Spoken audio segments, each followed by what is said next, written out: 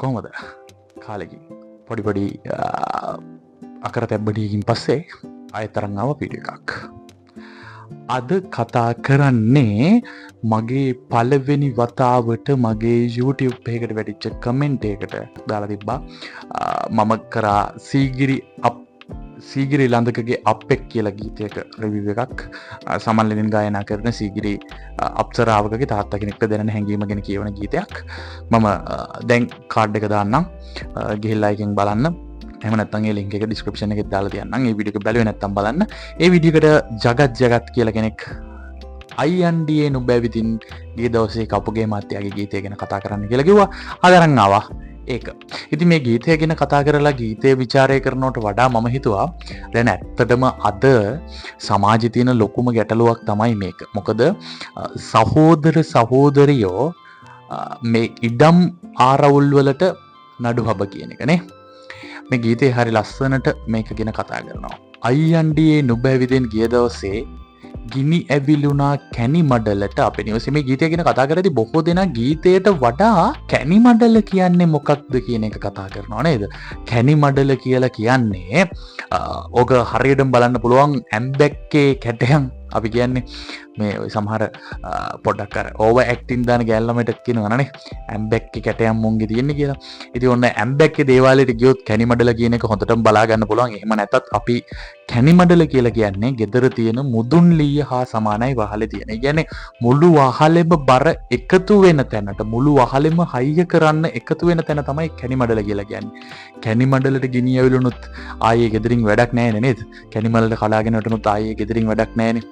අයියන්ගේ නුඹැවිදින් ගිය දවසේ ගිනි ඇවිලුණා කැනි මඩලට. එහෙම නැතුව මේ අයියා ඇවිල්ලා මේ කැනි මඩලට ගිනි තියපු කතාවක් නෙවෙයි කියන්නේ. ඉතින් මේකේ කියන එක පතානා එකටම කෑපෙර දවසේ අම්මා පොඩි ළමයි ටික ඉද්දි ගෙදර දැන් මේක මං කියද්දි මතක් වෙනවා. ඉතින් දැන් නම් මේක හරි අඩුයි නේද? අම්මලා දැන් පොඩි ළමයිට කවන්නේ YouTube එක දාගෙන ෆෝන් එකකින් හරි දැන් ස්මාර්ට් TV වලින් හරි ලැප්ටොප් වලින් හරි ටැබ් වලින් හරි මොනාකින් හරි YouTube හරි මොනා හරි දෙයක් දාලා තමයි ළමයිට බත් කවන්නේ. ඉස්සර එහෙම නෙමෙයි.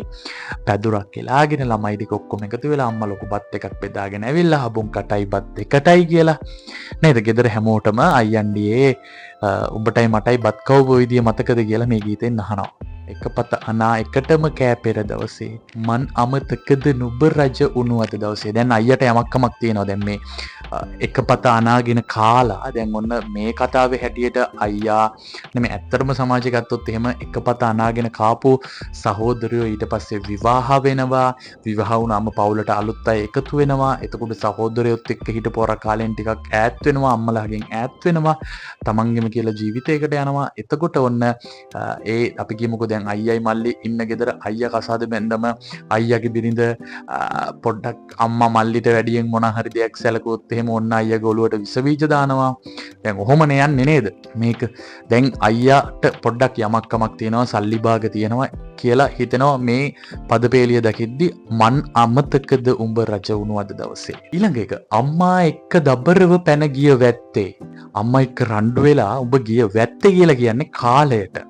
උඹ අම්මත් එක්ක දබ්බරේ වෙලා රණ්ඩු වෙලා ගියපු දවසේ ලැමදා ගියා බත හිරවුනි කුසගින්නේ. අම්මත් එක්ක උඹ රණ්ඩු වෙලා ගෙදර දාලා ගියපු වෙලාවේ මම කකා හිටපු බත් එක උගුරේ හිර වුණා. ලැමදා ගියා බත හිර උණු කුසගින්නේ. මම බඩගින්නේ හිටියා. කන්න බෑ මගේ උගුරේ කෑම හිර වෙනවා. මට උඹව මතක් වෙනවා.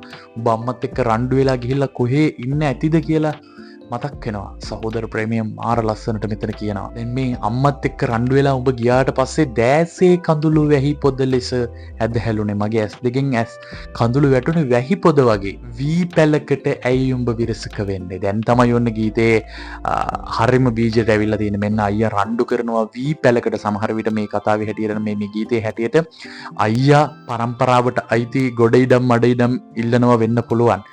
වී වගාව ඉල්ලනවා වෙන්න පුළුවන්. වී පැලකට ඇයි උඹ විරසක වෙන්නේ? එක බත අනාගෙන කාලා හිටපු අපි දෙන්න. උඹ නැති වුණාම දුක් වෙච්ච මාත් එක්ක වී පැලකට ඇයි උඹ විරසක වෙන්නේ? ඊළඟ එක අහනවා ඉරට සැපක්ද නියගේ දලුලෑම. ඉරට සැපක්ද නියගේ දලුලාන එක? නෑ නේද? සඳට සැපක්ද ඝන දුර පීදීම.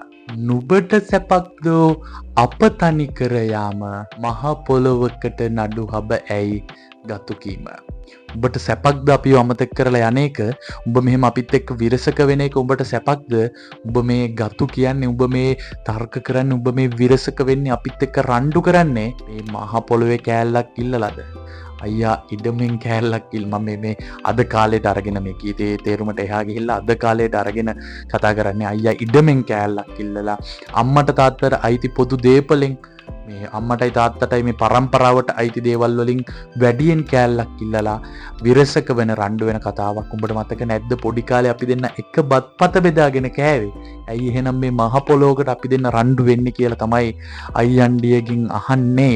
මේ ගීතය ඇත්තටම මේ ගුවන් විදුලි සංස්ථාවේ මං හිතන විදිහට ගුවන් විදුලි සංස්ථාවේ වෙන්නට ඕනි. ගුණදාස කපුගේ මහත්මයා ඉන්න මොහොතක නාගොල්ලාගම නිමල් ආනන්ද කියලා කෙනෙක් කවියක් විදිහට තමයි රචනා කරලා ගෙනල්ලා දෙන්නේ. ඒ කවියක් විදිහට ලියලා ගෙනල්ලා දුන්න ගීතය තමයි ගුණදාස කපුගේශවරයන් ඉතින් සංගීතවත් කරලා ගායනා කරන්නේ. මගේ වීඩියෝ එකකට කමෙන්ට් එකක් දාලා තිබ්බ අයියන්ඩිය ගීතය ගැන කතා කරන්න කියලා. ගීතය විචාරය කරා. හරිම ලේසියට ඉතින් මේ ගීතේ වගේම අද පවුල් වල සෑහෙන ආරවුල් තියෙනවා. ඉතින් මම කියන්නේ තමන්ගේ සහෝදර සහෝදරයන් එක්ක ආරවුල් ඇති කරගන්න එපා. සතුටින් ඉන්න බලන්න. ගිහින් තවත් මේ වගේ කැමති ගීතයක් තියෙනවා නම් කමෙන්ට් එකක් දාන්න. අනිවාර්යෙන් කතා කරනවා.